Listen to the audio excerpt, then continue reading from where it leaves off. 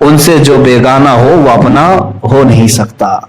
اس اصول کو لے کر چلو میرے عزیزو. آج کی زمانے میں ضرورت ہے اپنے بچوں کو عشق رسول اتنا سکھاؤ. ہر چیز کمپرومائز کی جا سکتی ہے لیکن نبی کی ذات یا ان کی محبت میں کوئی کمپرومائز نہیں. انشاءاللہ العزیز ایک وقت آئے گا جب میں یہ مہم چھیڑوں گا انشاءاللہ.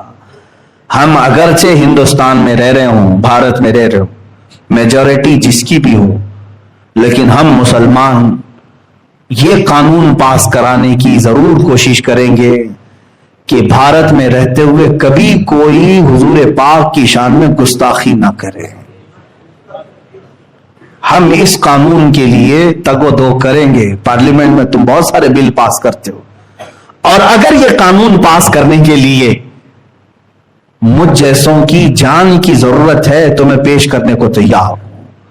میرے 100 ٹکڑے کر لو اے حکومت ہند, ایک قانون ایسا پاس کر دو کہ رہتی دنیا تک ہندوستان میں کبھی محمد عربی صلی اللہ علیہ وسلم کی شان میں کوئی نہیں بھونک سکے گا, اور اگر کسی نے گستاخی کیا تو اس کو سخت ترین سزا دی جائے گی. یہ قانون ہونا چاہیے کہ نہیں ہونا چاہیے؟ میرے عزیزو, کیا اسلام کبھی دوسرے دیوی دیوتاؤں کے مذاق اور ان کے بھگوانوں کا مذاق اڑانے کی اس طرح کی مجلسیں منعقد کرتا ہے؟ کبھی آپ نے سنا؟ ہاں, ہم اپنے حق کو بیان کرتے رہیں گے. تمہیں جس مذہب سے سروکار ہے اسی مذہب سے تعلق رکھو. ہم نے ان تمام چیزوں کو کبھی انٹرٹین نہیں کیا دوسرے مذاہب. مجھے بتاؤ, بدلے میں حضور کی ذات پر جب جب حملہ ہوا, حضور کی ذات پر جب جب حملہ ہوا, مجھے بتاؤ کیا کبھی بدلے میں ہم نے عیسائیوں کے نبی عیسیٰ علیہ السلام کی کردار کشی کی؟ کبھی توہین کیا عیسیٰ علیہ السلام؟ ارے ہم وہاں پر بھی سمجھتے ہیں کہ اگر توہین کرے تو یہاں سے بھی ہم نکل جائیں گے تیری ماں. جتنا تم نہیں مانتے اس سے کئی درجے ہم عیسیٰ علیہ السلام کو مانتے ہیں. یہودیوں نے اگر حضور کے کارٹون بنائے تو کیا ہم نے بدلے میں ان کے نبی موسیٰ علیہ السلام کے کارٹون بنانے کی اجازت دی؟ کبھی کیا ہم؟ ہندو اگر بھونکنے لگا, کوئی بھی ایسا آتنکی ہندو جو نبی کی ذات پر, میرے رسول اکرم صلی اللہ علیہ وسلم کی ذات پر مغلظات بکنے لگا, تو کیا ہم بدلے میں کبھی رام کرشن یا وشنو فلاں فلاں اتنے جو ہیں ان کی کردار کشی کی؟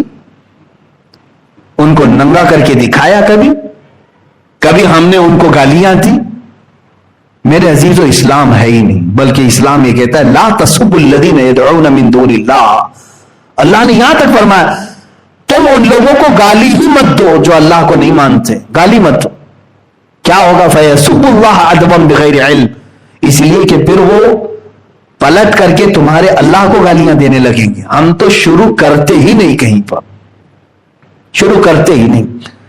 ہاں, ایک بات یاد رکھ لیں, جواب ہم کسی کی گستاخی کا, اگر تم نے میرے نبی کی شان میں گستاخی کی تو بدلے میں ہم تمہارے کسی دیوی دیوتا کی گستاخی کر کے بدلہ نہیں لیں گے.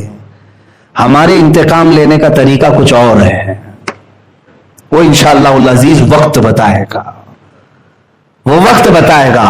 نبی کونین صلی اللہ تعالی علیہ وسلم کی ذات پر کسی نے انگلی اٹھائی تو ہم بدلے میں یہ نہیں کریں گے کہ تمہارا خدا ایسا تھا, تمہاری دیوی ایسی تھی, تمہارا دیوتا. ہمیں اس سے سروکار ہی نہیں. ہم چھیڑ چھاڑ دیوی دیوتاؤں سے نہیں کرنا چاہتے ہیں, اس لیے کہ ہم عقل رکھتے ہیں. اگر ایک ہندو نبی کونین صلی اللہ علیہ وسلم کی شان میں اگر گستاخی کیا تو میں پلٹ کر کے اس کے بھگوان کو گالی دوں گا, تو کروڑوں ہندو اور بھی تو ہیں جو خاموش تھے. کروڑوں ہندوؤں کے خدا کو میں کیوں گالی دوں؟ ایک نے کیا ہے نا, میں اس سے نپٹوں گا جس نے گستاخی کی ہے, یہ نہیں کہ اس کی پوری برادری سے. اسی طرح سے میں دنیا کو بھی آج یہی کہتا ہوں, فرانس کا جو مسئلہ لے کر کے انہوں نے ایشو بنایا, اتنا بڑا ایشو بنایا, فرانس میں ہوا کیا تھا معلوم ہے؟ فرانس کا ایک ٹیچر, اسکول کا ٹیچر, اپنے اسٹوڈنٹس کے سامنے میرے نبی کے خاکے بنا بنا کر کے دکھا رہا تھا. हुजूर सल्लल्लाहु ताला अलैहि वसल्लम। इसकी शिकायत भी हुई ऑलरेडी, ये अचानक नहीं हुआ ये सब कुछ, इसकी शिकायत हुई इंतजामिया से, एक्शन नहीं लिया गया। तो एक नौजवान चेचन का, जिसका नाम अब्दुल्लाह बताया गया, वो अपनी भावनाओं पर काबू नहीं पाया, उठा, उसने कत्ल कर दिया, मार डाला। जो टीचर खाके बना रहा था उसको उसने कत्ल कर दिया। यह मामला उसका पर्सनल है, ठीक है। यानी उसने जो स्टैंड लिया वो वक्त का उसका तकाजा था, उसने स्टैंड लिया और मार दिया। लेकिन मुझे यह बताओ, क्या उस अब्दुल्ला चेचनिया को, शीशानी को छोड़ दिया गवर्नमेंट ने? उसी वक्त पुलिस ने गोलियों से भून दिया, उस अब्दुल्ला को भी खत्म कर दिया। और मैं ये जो हमारे यहां भौंकती है मीडिया, उन तक ये बात पहुंचाऊंगा। ये पूरे के पूरे मसले को डाइवर्ट करके यहां डिबेट कर रहे थे, 8-10 दिन तक इसी पर बकवास करते रहे। मैं आपको बताता हूं, बात एक टीचर की स्टूडेंट की थी, खत्म हो गई। इसने उसको मारा, उसको तुमने मारा, खत्म कर देना चाहिए ना, बात तो खत्म कर देना चाहिए। हुआ क्यों था यह भी मालूम है, उसने खाके बनाए, इसने मारा। चलो इसने मारा तो तुमने बख्शा थोड़ी ना है, पुलिस ने उसको भी मार दिया, बात खत्म हो गई। लेकिन अब उस टीचर की हिमायत में जिसने खाके बनाए थे, गलत किया था कि नहीं किया था? एक सेकुलर आदमी से भी मैं पूछूंगा, जिसका इस्लाम से ताल्लुक नहीं, उससे भी मैं पूछूंगा, छेड़ा किसने था? उसे क्या जरूरत थी रसूल पाक की जात को छेड़छाड़ करने की? उसे मालूम है ये सेंसिटिव कितनी है इसके अंदर, कि हुजूर अकरम सल्लल्लाहु ताला अलैहि वसल्लम को लेकर के पूरे मुसलमान कितने जज्बाती, उसे मालूम है। क्यों छेड़ा? उसने गलती की थी, मारा गया, और जिसने मारा था उसको भी कत्ल कर दिया गया। लेकिन हुकूमत फ्रांस अब इसके बीच में कूदती है, फ्रांस का सदर इसके दरमियान आता है, और वो उस टीचर की हिमायत में कि इसको एक टेररिस्ट ने कत्ल कर दिया, और हम टेररिस्ट के मुकाबले में इसको श्रद्धांजलि पेश करते हैं कि इसको भी टीचर को, उनके कौल के हिसाब से ये मजलूम मारा गया, इसलिए उन्होंने उसको हीरो बना करके उसके खाके बिल्डिंगों पर लगाए। और जो उसने अपनी जिंदगी में नबी की तौहीन करने के लिए जो खाके बनाए थे स्टूडेंट्स के दरमियान, अब गवर्नमेंट ने फ्रांस की अपनी हुकूमत के जो इदारे हैं पूरी बिल्डिंग पर हुजूर के खाके लगाती है। आज तक कभी ऐसा नहीं हुआ था। आम आदमी कर रहा था, ठीक है, लेकिन हुकूमत का सदर, प्रेसिडेंट अगर इजाजत दे, मेरे अजीजों, पार्लियामेंट के ऊपर अगर किसी चीज की तस्वीर लगे तो माने रखती है कि नहीं? हाई कोर्ट पर अगर कोई तस्वीर लगे तो माने रखती है कि नहीं? राजभवन पे अगर कोई तस्वीर लगे तो माने रखती है? ये गवर्नमेंट बिल्डिंगें हैं, फ्रांस की गवर्नमेंट बिल्डिंग के ऊपर मेरे नबी की शान में पूरी तौहीन आमेज खाका बना करके उन्होंने लगा दिया, कहा जिसको जो करना है कर लो, हम भी खाके बनाते हैं। अब यहां पर मैं फलसफा समझाता हूं, जो बात मैंने पहले कही, ये अपने आप को बहुत सेकुलर कहते हैं। जालिमो, तुम सेकुलर नहीं हो, शिद्दत पसंद हो, तुम शिद्दत पसंद हो, कट्टरवाद हो तुम लोग। अगर एक अब्दुल्ला शीशानी ने तुम्हारे टीचर को मारा था तो तुम उसी को पकड़ते, उसको ही सजा देते, और ऑलरेडी तुमने दे दिया। लेकिन उसके एक कत्ल की बुनियाद पर तुम 180 करोड़ मुसलमानों के नबी की तौहीन करोगे, पूरी दुनिया के नबी की तौहीन करोगे? ये कहां का इंसाफ है? ये सेकुलरिज्म है। जिसने किया उसी के साथ तुमको सजा का मामला करना चाहिए था। मेरे अजीजों, ऐसा तो नहीं होगा कि एक कौवा तुम्हारे घर से बोटी उठा करके ले गया तो तुम सारे कौवों को खत्म करने का ऐलान करोगे? एक बिल्ली तुम्हारे घर में आकर दूध पी गई तो क्या पूरी दुनिया भर की बिल्लियों को जहर दे दोगे? कैसा इंसाफ है? ये तो मैं तुम्हारे जहन को करीब करने के लिए कह रहा हूं। अगर अब्दुल्ला शीशानी ने तुम्हारे टीचर का कत्ल किया था तो उसी को सजा दो, تمہارے حساب سے اسی کو سزا دیتے، اور دے بھی دیا تم نے، گولیوں سے بھون دیا. لیکن یہ کیا کہ پوری دنیا میں جو آباد مسلمان ہیں 180 کروڑ کے قریب مسلمان ہیں، 180 کروڑ مسلمان، 1.25 ارب مسلمانوں کے جذبات سے تم نے کھیلا، ان کے نبی کی توہین کی. اس لیے آج ہم نے فرانس کے خلاف سخت ایکشن لیا، اس کی مصنوعات کا بائیکاٹ کرنے کا اعلان کیا. لیکن حیرت کی بات ہے، جب یہاں ہندوستان میں پروٹیسٹ ہونے لگے اس کے خلاف، اس کی مصنوعات کے بائیکاٹ، ان کے پروڈکٹس کے بائیکاٹ کرنے لگے، تو اس میں بیچ میں ہماری میڈیا کود گئی. اور پھر حیرت کی بات یہ ہے کہ ہمارے پرائم منسٹر کی طرف سے ٹویٹ ہوا کہ ہم فرانس کے ساتھ کھڑے ہیں. یہ ہماری آج زندگی ہے میرے. ایک بات سمجھ کر کے چلو، تمہیں کیا ضرورت تھی اس میں کودنے کی؟ اگر انڈیا کا کوئی پرائم منسٹر ہو، کچھ بھی ہو، یہ جب ایشو پوری دنیا کے مسلمانوں کا آ گیا، اور ہندوستان میں خود 25 کروڑ مسلمان ہیں، تمہیں ان کی بھی بھاوناؤں کا خیال کرنا چاہیے تھا. تم اگرچہ ہمارا ساتھ نہ دیتے، کم از کم اس میں خاموشی تو اختیار کر لیتے. نہیں، لیکن حکومت وقت پر بیٹھا ہوا درندہ یہ بتانے کی کوشش کر رہا ہے کہ میں اپنے دیش میں رہنے والے مسلمانوں کا حامی نہیں ہوں، ان کا دشمن. یہ بتانے کی کوشش کیا انہوں نے. اب ایسے حالات میں مجھے بتاؤ، میں جب باتیں کرتا ہوں تو لوگوں کو ایسا لگتا ہے کہ یہ بہت سخت باتیں ہیں، تم ابھی بھی اس کو سخت کہو گے؟ چند دنوں کے بعد یہ بولنے والے بھی تمہارے مجمع میں نہیں رہیں گے، اس لیے کہ حکومت نے آج اتنا دبا دیا ہے، اتنا سخت کر دیا ہے. خود میرے اوپر جگہ جگہ سے انہوں نے کیس ڈالے ہیں، الگ الگ طریقے سے گھیرنے کی کوششیں کی ہیں. یہ مت سمجھنا میں جب تک آپ کے سامنے ہوں آزاد ہوں، میں اپنے نبی کی عظمت پر پہرا دیتا رہوں گا. جو کچھ بھی مجھ سے بن سکے میں کرنے کی کوشش کرتا رہوں گا. عزیزان گرامی وقار، مجھے میرا انجام معلوم ہے. ظاہر سی بات ہے میں آگ سے کھیل رہا ہوں. 8 دن پہلے ایک مولانا صاحب نے مجھ سے کہا آپ کی تقریریں ہم سن رہے ہیں لیکن آپ آگ سے کھیل رہے ہیں، اپنی زندگی کی فکر کرو. تمہیں ایسے کیس میں اندر ڈال دیا جائے گا کہ تمہاری ضمانت بھی نہیں ہوگی. مجھے ایک مولانا صاحب نے کہا، میں نے جواباً یہی کہا، اس طرح بھیڑیے اور کتے کی طرح آزاد جینے سے بہتر ہے کہ میں جیل کے اندر بیٹھ جاؤں تاکہ میں کل قیامت کے دن نبی کو منہ تو دکھا سکوں. اگر رسول کریم صلی اللہ تعالی علیہ وسلم نے سوال کر لیا، جب تیرے ملک میں اور جہاں تو رہ رہا تھا مجھے گالیاں دی جا رہی تھی اور تو اپنے ٹھاٹ باٹ اور شان کے ساتھ گھوم رہا تھا، ہم میں سے کسی کے پاس جواب نہیں ہوگا، بلکہ میں تو اس فکر میں رہتا ہوں کہ پتہ نہیں قبر میں رکھنے کے بعد اگر حضور تشریف لائیں تو ہم چہرہ ملا پائیں گے کہ نہیں ملا پائیں گے. کہیں میرے آقا یہ سوال نہ کر لیں تو اسی ملک سے آ رہا ہے جہاں میرے اوپر فلم بنائی جا رہی تھی.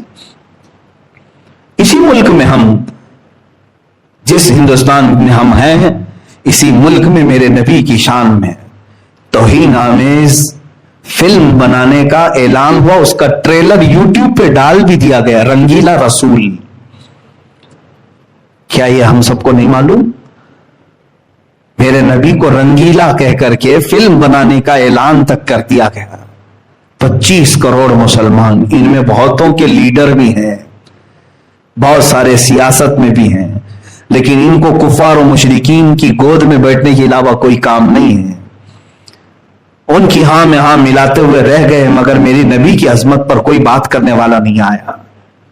اکا دکا ہوں گے الا ماشاء اللہ، میں سب کی بات نہیں کر رہا ہوں، لیکن یاد رکھنا اب اللہ ہم پر ذلت کو مقرر کر دے گا. یہ میرا میسج یاد رکھنا.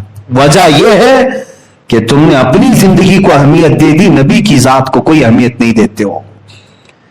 تمہارے اوپر اگر کچھ ہو جائے تو تم آسمان سر پر اٹھا لیتے ہو، لیکن رسول پاک کی ذات کے لیے تم میں سے کوئی کھڑے ہونے کو تیار نہیں ہوتا. میرا یہ پیغام سارے مسلمان سنیں، میں سب تک یہ بات پہنچا رہا ہوں.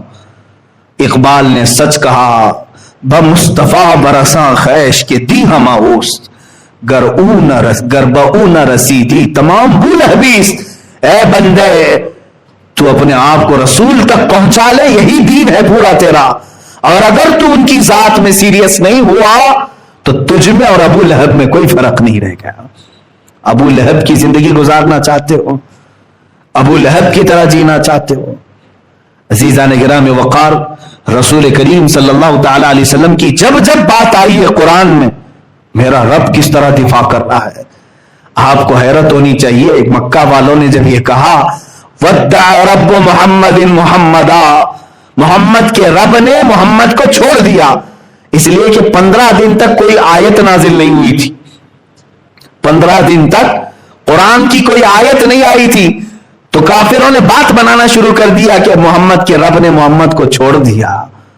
جانتے ہو یہ میرے رب کو گوارا نہیں ہوئی بات، جواب میں پوری سورہ نازل فرما دی، وَالضُّحَىٰ وَاللَّيْلِ إِذَا سَجَىٰ مَا وَدَّعَكَ رَبُّكَ وَمَا قَلَىٰ۔ میرے نبی کے چہرے کی قسم، چہرے وَالضُّحَىٰ کی قسم جو صبح کے سورج کی طرح چمکتا ہے، ان کی زلفوں کی قسم، ما ودعک ربک وما قلا، اے نبی نہ آپ کے رب نے آپ کو چھوڑا ہے اور نہ کچھ کم کیا ہے، وللآخرۃ خیر لک من الاولی، بلکہ اے رسول آپ کی ہر آنے والی گھڑی اللہ نے پہلے سے بہتر بنائی ہے۔ اللہ دفاع کر رہا ہے، ڈیفنس کر رہا ہے۔ تم اگر کوئی بھی بولو گے، قرآن کی آیت نازل ہوگی، لوگوں نے کہا نبی کے بیٹے کے انتقال کے بعد ان کی اب نسل کٹ گئی، ابتر ہے، اب یہ ابتر کہتے جس کی نسل کٹ گئی۔ حضور کو جب کسی نے تانا مارا تو اللہ نے آیت نازل کی، بلکہ پوری سورہ انا اعطیناک الکوثر فصل لربک وانحر ان شانئک هو الابتر، اے نبی ہم نے تو آپ کو کوثر عطا کیا ہے، خیر کثیر عطا کیا ہے، آپ اٹھیں اپنے رب کی عبادت کریں، قربانیاں کریں۔ اور آپ کو جس نے دشمن نے کہا کٹی ہوئی نسل، اللہ فرماتا ہے ان شانئک هو الابتر، اے محبوب آپ کا دشمن کٹی ہوئی نسل کا ہے، آپ نہیں۔ اور میرے مولا نے سچ فرمایا، پوری دنیا کے خطے میں گھوم کر کے دیکھ لو، ہر علاقے میں سادات کہیں نہ کہیں نظر آئی جائیں گے، میرے نبی کی آل ہر جگہ ہے، لیکن بتاؤ ابو لہب کا بیٹا کہاں ہے آج؟ اس کی اولاد کہاں ہے جس نے کہا تھا حضور کو کہ ان کی نسل کٹ گئی؟ جب جب میرے نبی کونین صلی اللہ علیہ وسلم پر کسی نے انگلی اٹھائی، اللہ تعالیٰ نے فوراً آیت نازل کر دی۔ ابو لہب نے کہا تھا حضور نے جب سب کو جمع کیا، کہا میں اللہ کا آخری رسول ہوں، اللہ ایک ہے، تم سب یہ بتوں کو چھوڑ دو۔ اس نے کھڑے ہو کر کے کہا تھا تبن لک یا محمد، اے محمد تمہارے ہاتھ برباد ہو جائیں، معاذ اللہ، کیا تم نے اس لیے ہم کو جمع کیا؟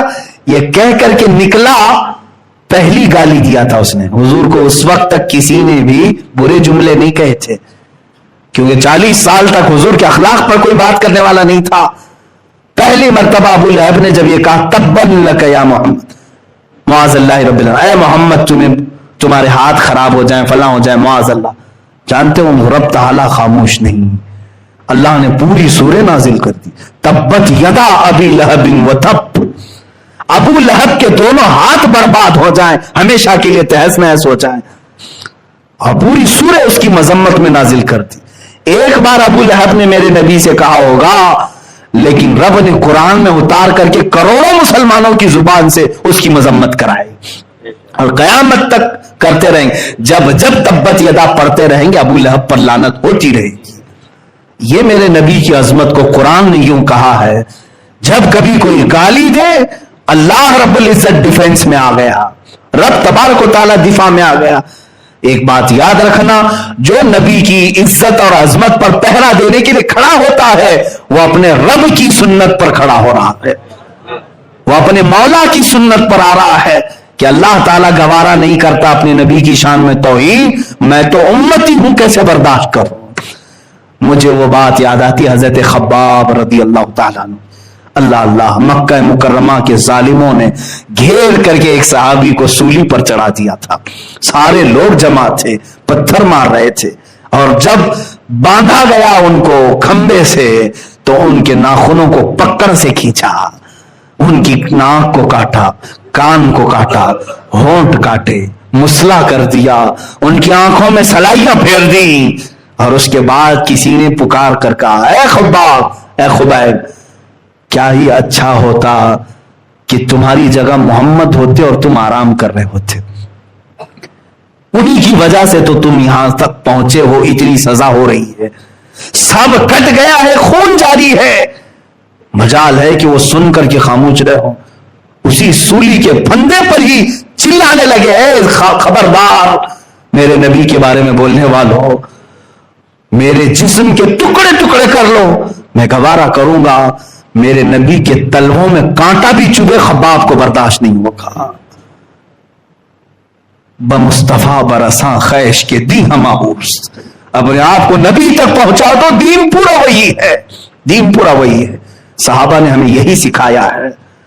آج تم اپنے لیے جی رہے ہو، اپنے مفاد کے لیے، اپنے مقاصد کے لیے، اپنے مطالب کے لیے، ہم اسی کے تو رہ گئے۔ اسی لیے میرے مرشد نے کہا تھا بلحوث سن سیم و زر کی بندگی اچھی نہیں۔ بلحوث کہتے ہیں خواہشات کا پجاری، بلحوث سن سیم و زر کی بندگی اچھی نہیں، ان کے در کی بھیک اچھی، سروری اچھی نہیں۔